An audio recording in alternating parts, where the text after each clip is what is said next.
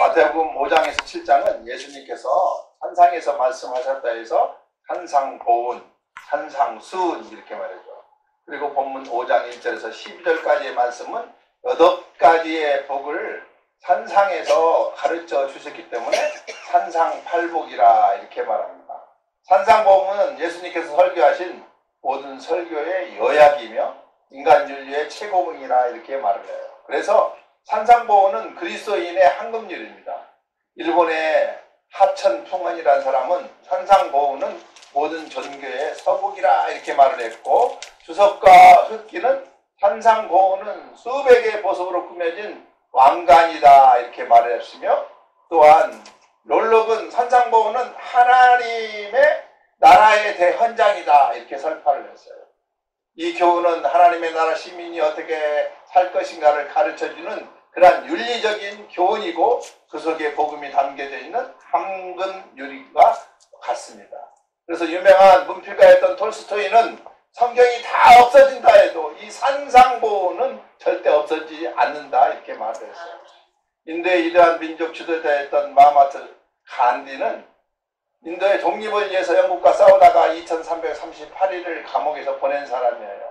그는 비록 예수님을 믿지 않았지만 평생의 산상보훈을 애독했고, 심지어 인도인들에게 우리가 살 길은 이 교훈대로 사는 길이라 말하면서 자기에게 찾아오는 사람들에게 마가복음 5장 7절을 읽어줬다고 이렇게 말합니다. 간디는 예수님의 말씀은 그의 생활의 기본으로 삼았고, 이 정신으로 영국의 식민지 정책에 대항하면서 독립운동을 했던 사람이에요. 예수님께서 오르신 산은 갈릴리 호수를 에워싸고 있는 햇틴산이라는 전설이 있어요.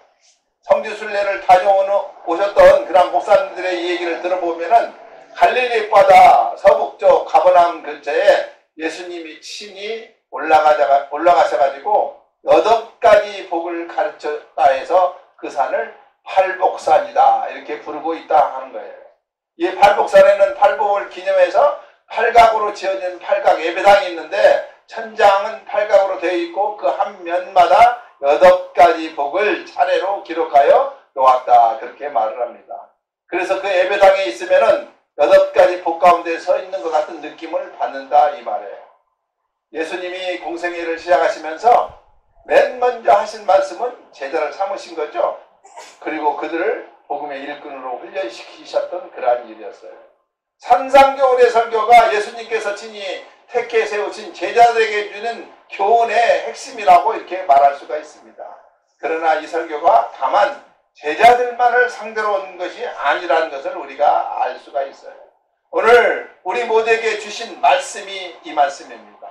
예수님은 팔복에서 이 세상에 있는 기존의 전통적인 그런 개념들을 바꾸어 놓고 새로운 의미를 가르쳐 주셨어요. 그것이 3가지가 있어요. 첫째는 행복의 개념을 새롭게 바꿔놨어요. 사람은 모두 행복해지려고 하는 욕망은 다 가지고 있습니다. 그래서 사람들의 최상의 목표는 행복해지는 거예요. 이것은 아마 동서고금을 할 것 없이 공통된 인간의 욕망입니다. 그런데 행복이라는 것은 참 묘해요. 행복은 모든 사람에게 다 똑같은 것이 절대 아니잖아요. 행복은 시대에 따라서 그 기준이 달라질 수가 있어요. 오늘 행복의 기준이 100년 후에도 똑같을 수가 없어요. 그때는 또 달라지죠. 그래서 행복의 기준은 시대에 따라서, 환경에 따라서 달라질 수가 있습니다. 또 같은 시대를 살아가는 사람들이라고 해서 모두 똑같은 것이 아니에요. 사람에 따라서 행복의 기준이 다를 수 있다는 것이죠. 세상 사람들이 말하는 행복이 다르고 신앙인들이 말하는 행복의 기준이 다를 수밖에 없어요. 세상 사람들이 말하는 행복은 재미있고 쾌락적이고 육감적이고 대부분 눈에 보이는 것들을 좋아해요. 그렇다고 그런 것들이 그리스도인들에게도 똑같이 행복의 기준이 될 수 있느냐 하면 그렇지 않아요. 신앙인들에게는 또 다른 차원의 행복의 기준이 있어요.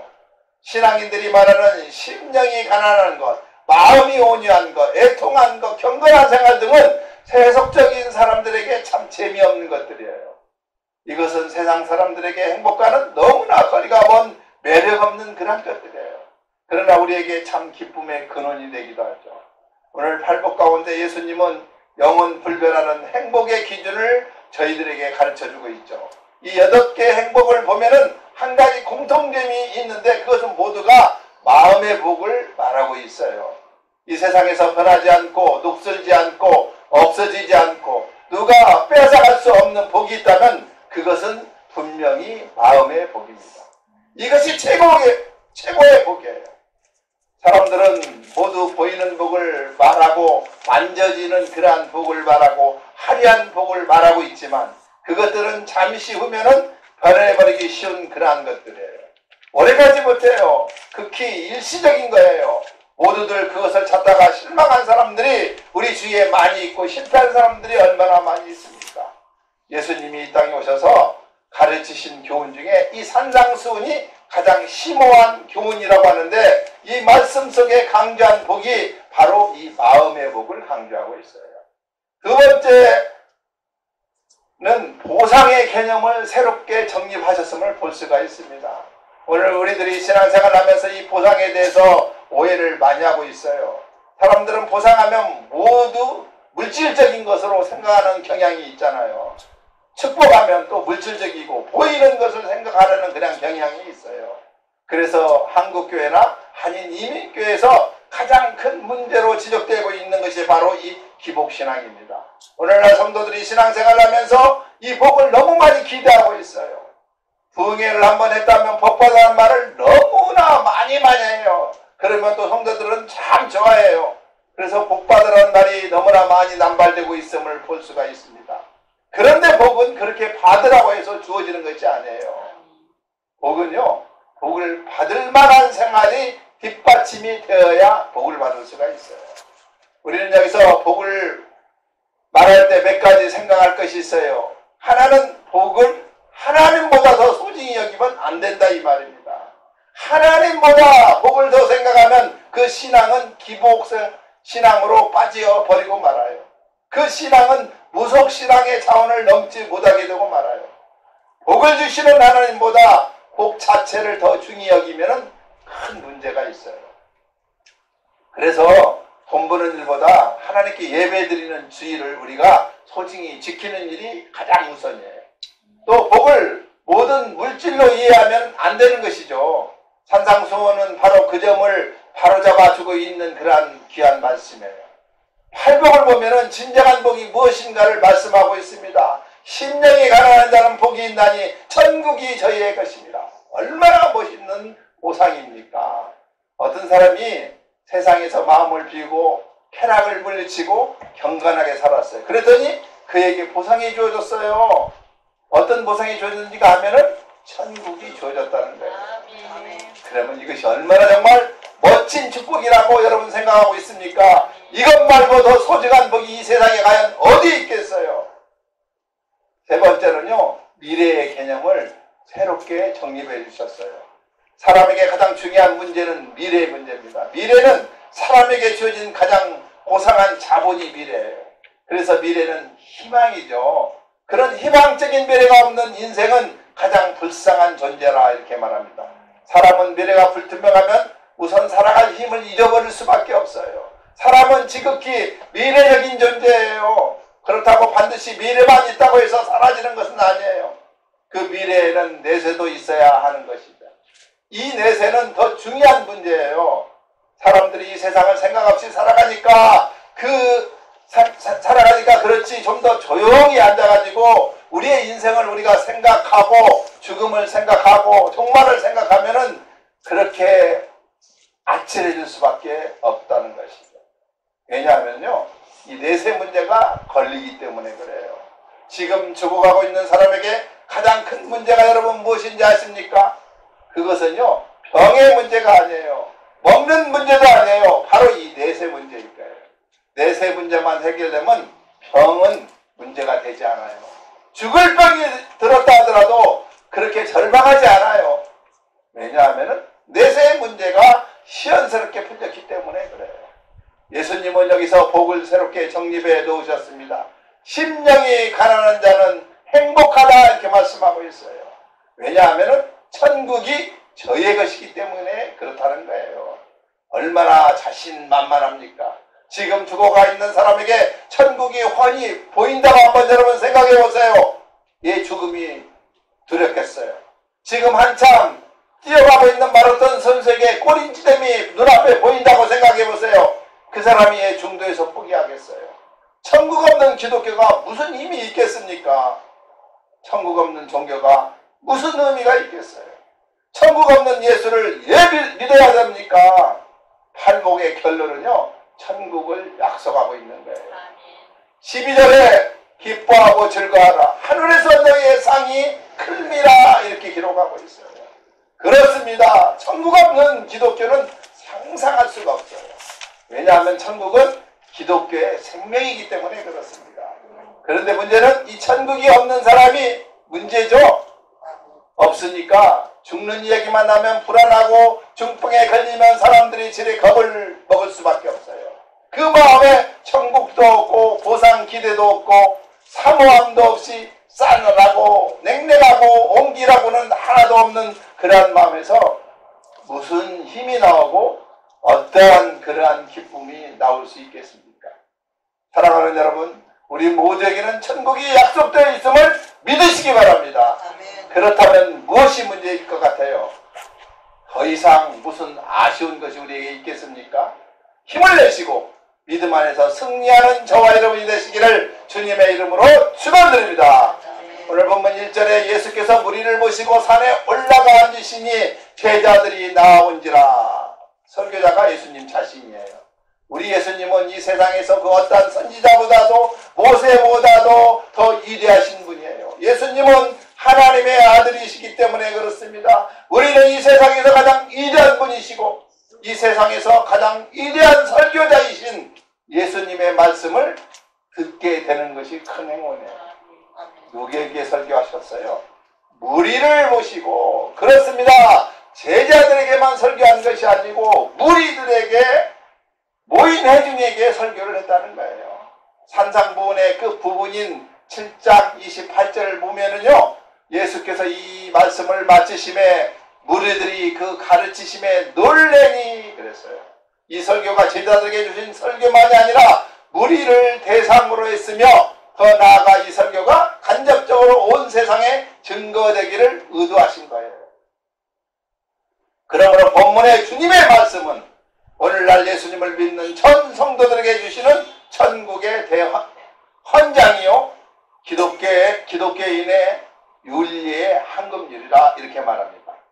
이렇게 귀중한 교훈일지라도 우리가 바로 해석하지 못하면은 도리어 우리의 신앙 인격에 해가 될 수밖에 없어요. 그러므로 본문의 해석을 바르게 하는 것이 귀한 축복입니다.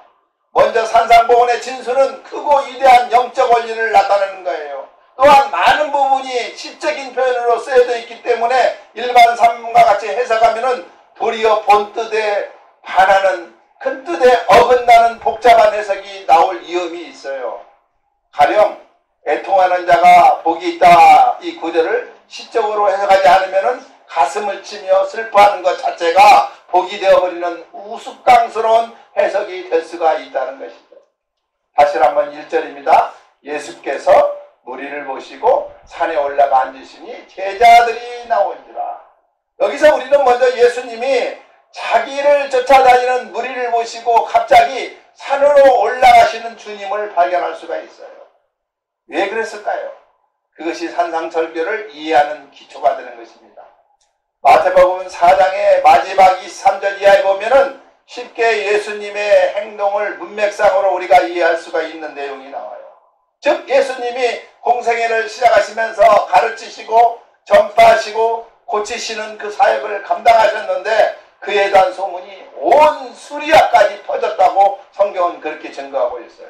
그것은 귀신을 쫓아내고 불치병을 고치는 초자연적인 놀라운 능력에 관한 소문이었어요.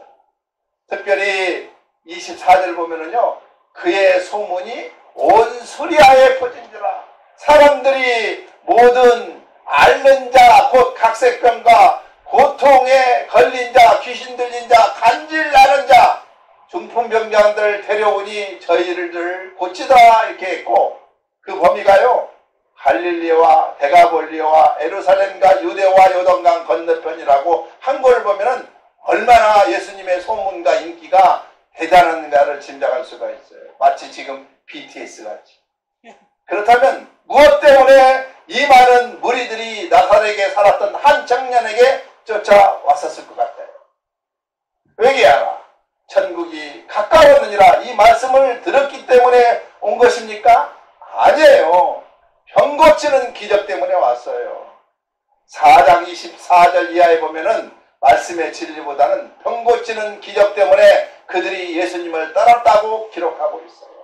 사람들은요, 그때나 지금이나 똑같이 말씀보다 특별한 표적을 더 좋아하는 것 같은 사람들이 너무나 많이 있어요. 이거는요, 제사보다 제밥에 더 관심이 많다는 그런 속담처럼 하나님을 믿지만 하나님 자신보다는 어쩌면 하나님이 주시는 축복과 기사와 이적에 관심이 있는지도 몰라요. 예수님은 이러한 간중들의 마음을 이미 아시고 자신이 대중의 인격 하나성 속에서는 머물러서는 더 이상 안 된다는 생각으로 무리를 따라가지고 산으로 올라가신 거예요. 그리고 그곳에서 조용히 하늘의 진리와 성대의 삶의 원리를 가르쳐 주신 거예요. 산에 올라가 앉으시니 오늘 말씀 그렇게 되어 있죠. 이 말씀을 강론하신 장소가 산이에요.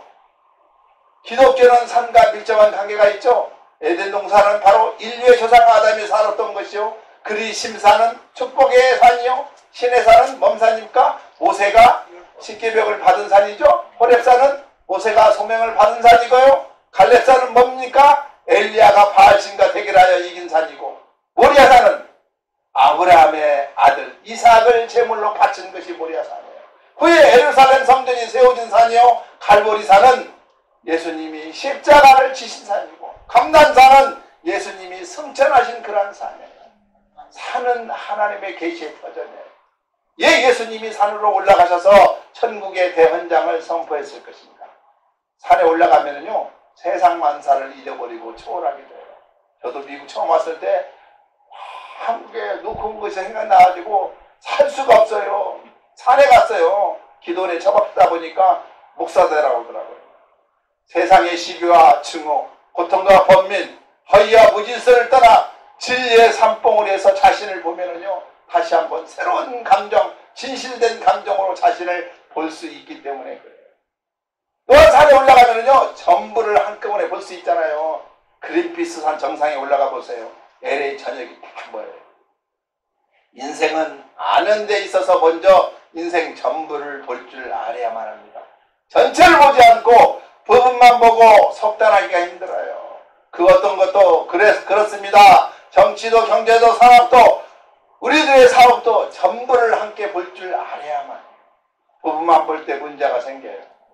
예수님께서 산위에서 말씀하신 내용이 인간의 삶을 한눈으로 내다보시면서 주신 메시지예요. 또한 산에 올라가면은 앞을 멀리 내다볼 수가 있어요. 우리는 눈앞에 것만 보고 살지 말고 멀리 내다보며 살아가는 그러한 삶을 살아야 해요. 운전할 때요, 멀리 보지 않고 눈앞에만 보다가는 큰 사고 나기 싫습니다. 여자들이 사고 나기 쉽지 않을까요? 시야가 좁아요. 남자는 멀리 보기 때문에 그래요. 멀리 보고 가는 사람은 위험을 미리 예방하고 마음의 자세를 가다듬게 될 수밖에 없어요. 신앙 문제, 인생 문제, 현실만 보고 살 것이 아니라 멀리 내다볼 줄 알아야만 합니다. 산에 올라가야 시야가 또 넓어져요. 우물 속에 있는 개구리는 우물 안이 세계 전부인 줄 알고 있어요. 그러나 산에 올라가면 넓게 보입니다. 나만 보고 사는 사람이 산에 가면은 이웃을 보고 교회가 보이고 민족이 보여요. 생각은 높은 데 두면은 마음도 넓어질 수밖에 없잖아요. 인생을 좁게 보면 좁쌀 양반이 되지만 넓게 보면은 간용과 이해를 할 수밖에 없어요. 이런 의미가 산 속에 들어있어요. 오늘 보면 앉으시니, 앉아서 가르쳤다는 것은 길을 걸으며 제자들과 가벼운 대화를 나누는 것과는 달라요. 유대 전통에 의하면 납비들이 공식적으로 중요한 내용을 체계적으로 선포하지만 가르치실 때는 언제나 앉아서 했어요. 회당에서도 가르치시고 설교할 때도 마찬가지입니다. 즉 이것은 보좌를 의미합니다. 그래서 저는 신학교 가르칠 때 서서 가르치는 게 아니라 앉아서 가르쳐요. 예수님께서 자기 제자들을 가르치시기 위해서 앉으셨다는 것은 그 교훈이 예수님의 가르침의 중심이고 또 정신적이며 본질적인 것임을 나타나는 것이죠. 오늘 본문 2절입니다. 입을 열어 가르쳐 가라사대. 예수님은요 중요한 말씀을 하실 때 종종 이런 표현을 썼어요. 내가 진실로 진실로 너희에게 이르노니. 마찬가지예요. 입을 열어라는 표현도 중요하고 엄숙한 내용을 가르칠 때 사용하는 그러한 간용구죠. 이제 우리 앞에는 바야흐로 가장 위대한 설교자 입에서 나온 지상 최대의 설교가 기다리고 있어요. 예수님의 산상설교가 끝났을 때 사람들은 어떤 반응을 보였다고요? 마태복음 10장 28절 아까 불러줬죠? 28절 29절이죠? 예수께서 이 말씀을 마치심에 무리들이 그 가르치심에 놀래니 이는 그 가르치시는 것이 권세 있는 자와 같고 저희 서기관들과 같지 아니함이더라. 그들은요 예수님의 설교에 깜짝 놀랄 수밖에 없어요.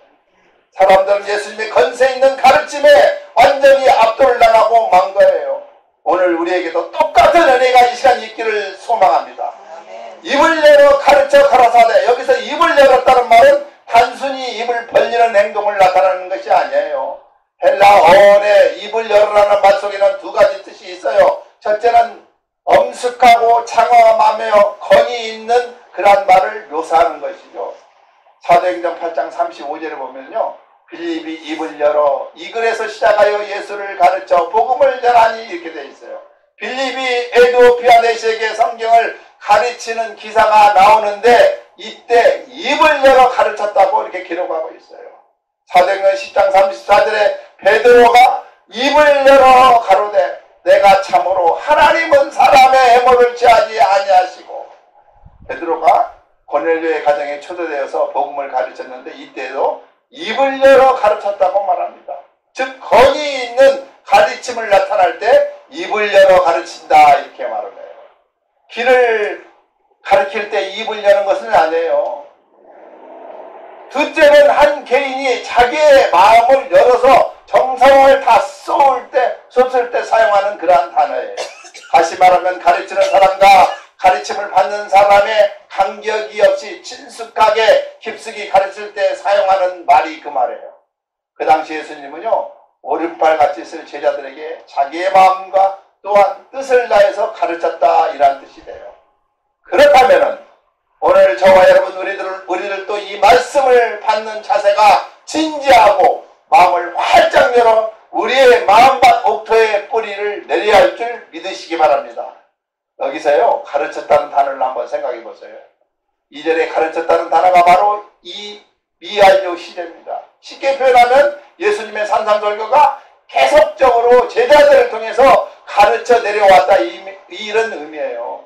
그래서 2000년이 지난 오늘 이 시간에도 우리 나눔과 성김의 교회 시간에 제 입술을 통해서 이 말씀이 가르쳐지고 있어요. 지금까지 산상보문의 서론적인 말씀만 드렸어요. 이제 본론입니다. 복을 상고해 보겠습니다. 3절에요. 심령이 가난한 자는 복이 있나니 천국이 저의 것이며. 본문에 나오는 팔복은 우리가 생각하는 복과는 그 개념이 근본적으로 다른 것임을 발견할 수 있잖아요. 우리가 생각하는 복은 돈이 많고 건강하고 출세하고 자녀를 많이 낳고 이것이 복의 개념이에요. 그런데 본문은 역설적인 진리를 우리에게 들려주고 있어요. 오늘 본문은 쉽게 표현하면 심령이 가난한 자가 받는 복은 천국을 소유한다는 거예요. 천국을 소유한다는 것은 우리가 죽어서 들어가는 천국만을 의미하지 않아요. 여기 천국은 지역의 개념이 아니라 통치의 개념을 말하고 있습니다. 즉 하나님의 다스림을 받는 것을 말해요. 하나님의 다스림은 보호와 인도에 있어요. 오늘 우리 모두 마음이 가난한 자들이어서 하나님의 다스림을 받아 보호와 인도를 받으시는 저와 여러분이 되시기를 소망합니다. 여기 심령이 가난하다는 말씀이 누가복음 6장에는 마음이 가난한 자로 이렇게 표현돼요. 그러면 여기 마음이 가난한 것이 무엇인지 여러분 성경이 그 주석을 달지 않았기 때문에 사람마다 그 견해가 다 달라요. 실제로 마음이 가난한 사람은 없어요. 고금동서 어느 문에도 말하는 것이 전혀 없어요.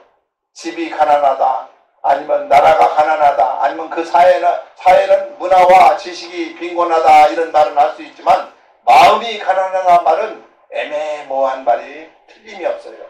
저도 마음이 얼마나 해야 가난한지 몰라요. 여기서 말하는 심령의 가난은 영적인 가난을 의미합니다. 심령은 영으로 또는 마음으로 번역되기 때문에 그래요.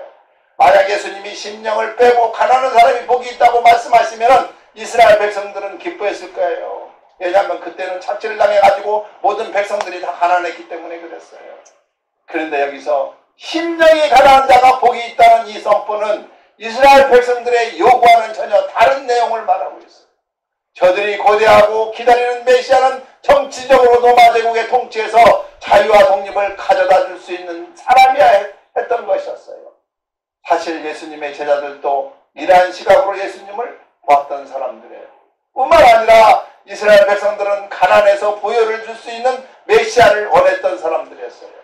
그래서 저들은 예수님이 오병이어로 수많은 사람들에게 먹이시는 기적을 베풀자 그 예수님을 왕으로 추대하려고 난리를 폈어요.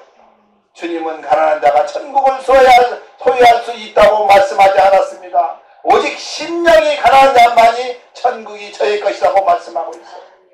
만약 예수님이 말씀하신 첫 번째 복이요, 물질적 가난에 대한 것이었다면 성도들은 먹지 못해 굶주리는 기아들을 그런 것을 살리기에 노력할 필요가 없어요. 오늘 본문이 물질적 가난에 국한됐다면 교회는 어떤 구제도 행할 의무도 없게 됩니다. 이해가 되십니까? 그렇다면 오늘 심령이 가난한 자, 마음이 가난한 자는 무엇을 뜻하는지 여러분 알고 계세요? 물질의 가난을 뜻하지 않습니다. 주님이 물질의 가난을 예찬한 것은 절대 아니에요. 물질이 가난한 것은 좋은 일이 못 돼요. 마음이 가난한 자에게 대하여 말씀하고 있어요. 물질이 가난하면서 마음이 부자인 사람이 있고 반대로 물질은 부유하지만 마음이 가난한 사람이 있어요. 오늘 본문은 이러한 물질이 많고 적음을 말하는 것이 절대 아닙니다. 요한복음 3장에 보면은요, 니고데모가 나와 있어요. 그는 유대의 높은 관원, 지금 국회의원 정도 됐는데 또 율법 선생이었어요. 그는 사회적으로 높은 계급과 신분과 재산을 가졌음에도 불구하고 무명의 나사렛 청년 예수님 앞에 나와서 그의 인생에 가장 중요한 물음을 던질 만큼 마음이 가난했던 사람이에요. 어떻게 해야 하나님의 나라에 들어갈 수 있느냐? 이 가난한 마음 때문에 니고데모는 천국을 소유할 수가 있어요. 오늘 본문의 가난은 영적인 가난을 말합니다. 영적인 갈급함, 상황을 말하고 있어요. 이 가난은 절대 빈곤을 의미합니다. 오늘 하나님의 말씀에 절대 빈곤을 느끼는 우리들이 되시기를 소망합니다. 거지가 먹어도 먹고 싶은 것처럼 하나님의 말씀을 받아도 갈급함으로 사모하는 우리들이 되시기를 바랍니다. 이러한 사람이 천국을 소유하게 되어 있어요. 그 다음에요, 지식이 가난한 자를 의미하지 않아요. 아는 것이 힘이라 말했잖아요. 성경을 많이 알수록 좋아요. 심지가 약한 사람을 가리키는 것도 아니에요. 마음이 가난하다고 해가지고 우리는 쉽게 마음이 갈대처럼 이리 흔들 저리 흔들 그래서는 안 된다는 거예요. 가난은 그런 가난이 아니에요. 그렇다면서 말하는 가난은 어떤 가난을 말하고 있는가? 하나님 앞에 죄와 자기의 무능을 깨닫는 사람을 말하고 있습니다. 한마디로 하나님 앞에서 깨어진 마음, 하나님 앞에서 자신이 아무것도 아니라는 것을 느끼는 그런 마음이에요. 이것이 가난한 마음이에요. 베드로 있잖아요. 밤이 받도록 고기 한 마리 잡지 못하자 베드로에게 예수님 오셔서 같은 곳으로 가서 그물을 던지라 말합니다. 순종하였더니 그물이 찢어질 만큼 고기가 잡혔다고 성경은 그렇게 증거하고 있어요. 그때 베드로는 주여 나를 떠나소서 나는 죄인입니다 라고 고백을 했어요. 이것이 바로 가난한 마음이에요. 하나님 앞에서 그의 거룩한 영광을 보면서 자기의 죄와 무능과 연약함을 깨닫고 주님 제가 어찌하면 되겠습니까? 라고 말하는 영적인 태도, 진실로 하나님 앞에서 자기가 아무것도 아니라고 고백하는 태도, 이것이 겸손한 성도의 자세인 것입니다. 두 번째는 가난한 것은 겸손한 마음을 가리키고 있습니다. 겸손할 줄 알아야만 해요. 그래야 되는 것입니다. 여러분, 세리는 주님 저는 주 앞에 아무것도 내놓은 것이 없습니다 하고 불쌍히 여겨달라고 하면서 자기 죄와 무능함을 내어놓고 하나님의 은혜에 손길을 사모했던 것이에요. 이것이 바로 가난한 마음이에요. 하나님은 세리의 기도를 받으셨지만 바리새인의 기도는 외면하셨잖아요. 성경은 겸손은 존귀의 앞잡이라고 분명히 말하고 있습니다. 욥기서 22장 29절에 하나님은 겸손한 자를 구원하신다고 말씀하시고 있어요. 시편 17절에는요, 주는 겸손한 자의 소원을 들어주신다고 말씀해주고 있어요. 시편 147편 6절에는요, 여호와께서 겸손한 자는 붙드시고 이렇게 말씀하고 있어요. 잠언서 3장 34절에서는 겸손한 자에게 은혜를 베풀어 주신다고 약속하고 있고요. 잠언서 22장 4절에는 겸손과 여호와를 경외함은 보응은 재물과 영광과 생명이라고 말씀해주고 있어요. 가난한 마음은요, 단순한 마음이에요. 복잡한 마음이 아니에요. 두 마음이 아니에요. 오직 한 마음. 신앙은요, 두 마음을 품으면 혼돈할 수밖에 없어요. 그래서 야고보서 1장 8절에 두 마음을 품어 모든 일에 정함이 없는 자로다. 한 마음을 품으시기 바랍니다. 오직 예수 그리스도를 위하여 달려갈 줄 아는 저와 여러분이 되시기를 소망합니다. 히브리서 12장 2절에 믿음의 주요 또 온전케 하신 이인 예수를 바라보자. 아멘 아닙니까? 아멘. 마음의 가난은요, 전적으로 하나님을 의지하고 순종하는 자를 말하고 있어요. 하나님께 의지하는 저와 여러분이 되시기를 바랍니다. 히브리서 11장 1절에 믿음은 바라는 것들의 실상이요 보지 못하는 것들의 증거라고 말하고 있잖아요. 여러분, 가난한 마음은 구하는 마음입니다. 가난하게 되면 우리가 무엇을 구하려는 강력한 소원을 품고 살아갈 수밖에 없는 거예요. 정말 우리의 마음, 가난한 심령 전부 다 내려놓기 바랍니다. 팔복의 첫째 본문은 심령이 가난한 자는 복이 있다고 말씀하고 있고 천국이 저희 것이라고 말씀하고 있습니다. 천국을 같이 누리는 저희들이 되기를 소망합니다. 천국은 지역의 개념이 아니에요. 통치의 개념, 다스림의 개념입니다. 주님이 다스리는 곳이 바로 천국이에요. 보호와 인도가 있는 거예요. 다 가난한 심령으로 천국을 누리며 사는 저와 여러분이 다 되시기를 주님의 이름으로 축원드립니다. 하나님 아버지 감사합니다. 오늘부터 우리가 산상순 팔복 중에